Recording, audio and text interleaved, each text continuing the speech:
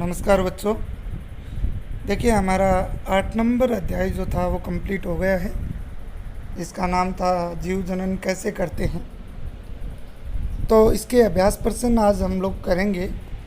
बहुत ही अच्छे अच्छे प्रश्न दे रखे हैं। उन प्रश्नों को हम लोग समझेंगे कि हमने जो पूरे अध्याय का अध्ययन किया है उसमें से कोई प्रश्न जो है वो छूट तो नहीं गया हो। तो सबसे पहला प्रश्न आपके दे रखा है, अलैंगिक जनन मुकुलन द्वारा होता है।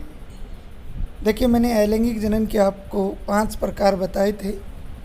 विखंडन, मुकुलन, बीजाणु द्वारा, इसके अलावा कायिक प्रवर्धन, खंडन भी होता है।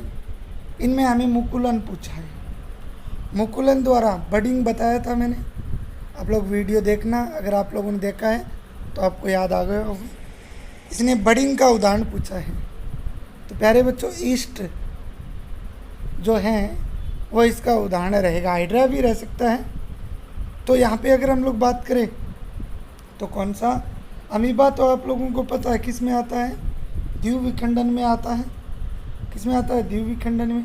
ईस्ट आ जाएगा मुकुलन में। प्लाज्मोडियम जो आता है वो किस में आता है? ये बहुविखंडन में आते हैं। ठीक है, ये आपके पहले का उत्तर ईस्ट रहेगा। दूसरा प्रश्न आपके दे रखा है, निम्न में से कौन मानव में मादा जनन तंत्र का भाग नहीं है? मादा जनन तंत्र के लिए मैंने आपको पूरा जो वीडियो है वो डाला था, पुराना वीडियो था, लेकिन उसमें नर जनन तंत्र और मादा जनन तंत्र के बारे में मैंने बहुत ही अच्छी तरह से डायग्राम सहित आपको समझाया था। तो मानव जनन तंत्र का भाग नहीं है। देखिए अंडाशय, सबसे पहले बात करते हैं अंडाशय। तो अंडाशय तो है ओवेरी, ठीक है। यूटेरस भी है, गर्भाशय जिसे बच्चादानी भी कहा जाता है। शुक्रवाहिका, तो शुक्रवाहिका नहीं है यहाँ पे, ये शुक्रवाहिका जो है वो नहीं होगा। डिंब वाहिनी बोलते हैं अंडवाहिनी को। डिंब वाहिनी किसको बोला जाता है?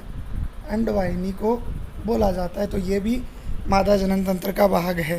तो सही उत्तर हमारा कौन सा होगा? शुक्रवाहिका। अगला बात करते हैं, परागकोश में होते हैं। तो परागकोश में प्यारे बच्चों बाह्य दल नहीं होते हैं, अंडाशय भी नहीं होता है, क्योंकि परागकोश इस प्रकार की संरचना थी जो पुंकेसर का भाग था, जिसमें परागकण बनते हैं। कौन बनते हैं? परागकण। किस में बनते हैं? लघु बीजाणुदानी में बनते हैं। किस में बनते हैं? लघु बीजाणुदानी में। तो और देखते हैं ऑप्शन इसमें क्या क्या दे रखे हैं। अंडप, अंडप दे रखे हैं, तो अंडप भी नहीं होगा। तो इसका सही उत्तर कौन सा होगा? परागकण। अगले प्रश्न की बात करते हैं, अलैंगिक जनन की अपेक्षा लैंगिक जनन के क्या लाभ हैं?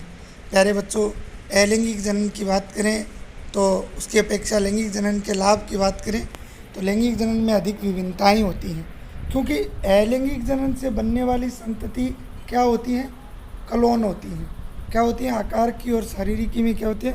समान होती हैं। लेकिन अगर बात करें सेक्सुअल रिप्रोडक्शन से बनी हुई संततियाँ, वो क्या होंगी? उनमें विभिन्नताएँ होंगी जो अस्तित्व के लिए आवश्यक है, जो आगे से आगे निरंतर अपना अस्तित्व बनाए रखने के लिए क्या है? बहुत आवश्यक होती हैं। दूसरा अगर बात करें तो लैंगिक जनन 2 विभिन्न जीव हिस्सा लेते हैं, अतः संयोजन जो है वो अद्भुत होता है। कहने का मतलब है यहाँ संयोजन का मतलब फर्टिलाइजेशन की क्रिया जो है वो होती है। अगला प्रश्न की बात करते हैं, मानव में वृषण का कार्य। तो ये शुक्राणु निर्माण का कार्य करता है। क्या करता है? शुक्राणु निर्माण का कार्य करता है। और ये एक प्रकार की ग्रंथि है, अंतःस्रावी ग्रंथि है वृषण और अंडाशय। अंडाशय मादा में होती है और वृषण जो है नर के अंदर होती है। तो ये टेस्टोस्टेरोन हार्मोन भी स्रावित करता है वृषण, जो विभिन्न द्वितीयक गौण लैंगिक लक्षणों के नियंत्रण में सहायक होते हैं। ऋतुस्राव क्यों होता है? देखिए ऋतुस्राव जो मैंने आपको मासिक धर्म बताया था, क्या बताया था?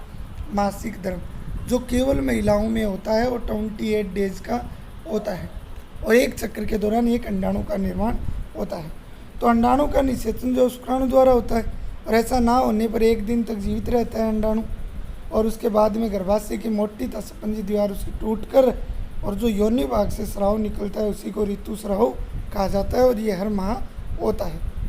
तो होने का कारण क्या हुआ, अगर निषेचन नहीं होगा तो वो अंडाणु क्या होगा, बाहर निकलेगा। अंडाशय से बाहर निकलकर उसे रक्त के साथ योनि भाग द्वारा क्या कर दिया जाता है, बाहर कर दिया जाता है। और लास्ट ये कब आता है, महिला के अंदर 50 से 52 वर्ष की उम्र में लास्ट बार आता है, जिसे रजोनिवर्ती बोला जाता है। इसके बाद में बात करते हैं, पुष्प के अनुदैर्घ्य काट का नामांकित चित्र बनाइए। तो प्यारे बच्चों, पुष्प का जो मैंने आपको नामांकित चित्र बनाया था, स्ट्रक्चर ऑफ फ्लावर, तो आपके रजिस्टर में बना हुआ है, वो डायग्राम आपको ध्यान में रखना है और इम्पोर्टेंट भी है ये। गर्भ निरोधन मतलब गर्भ ना पड़े, इसकी विभिन्न विधियाँ कौन सी थी, तो मैंने आपको अवरोधक विधियाँ बताई थी, कंडोम वगैरह बताए थे। रासायनिक विधियों में मैंने आपको गोलियाँ और हार्मोन बताए थे, ठीक है। इसके अलावा हमने अंतःगर्भाशय युक्तियों की बात की थी, तो ये प्रश्न आपको करवा दिया है।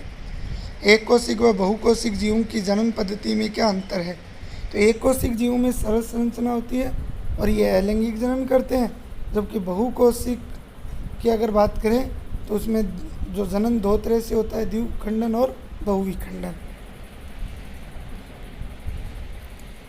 इसके अलावा अगर बात करें, जनन किसी स्पीसीज को बोला जाता है जाति, ये अंग्रेजी का शब्द है स्पीसीज, ठीक है ना, SPECIES, स्पीसीज, इसे जाति बोला जाता है। क्या बोला जाता है, जाति।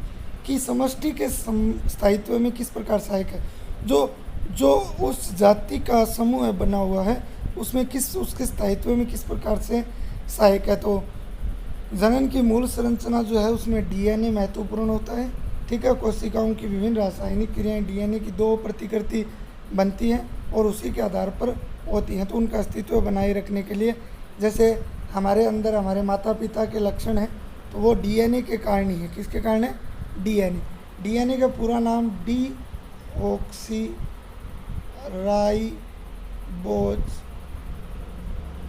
शर्करा या शुगर, ठीक है। आप आगे वाली कक्षाओं में पढ़ोगे DNA को विस्तार से।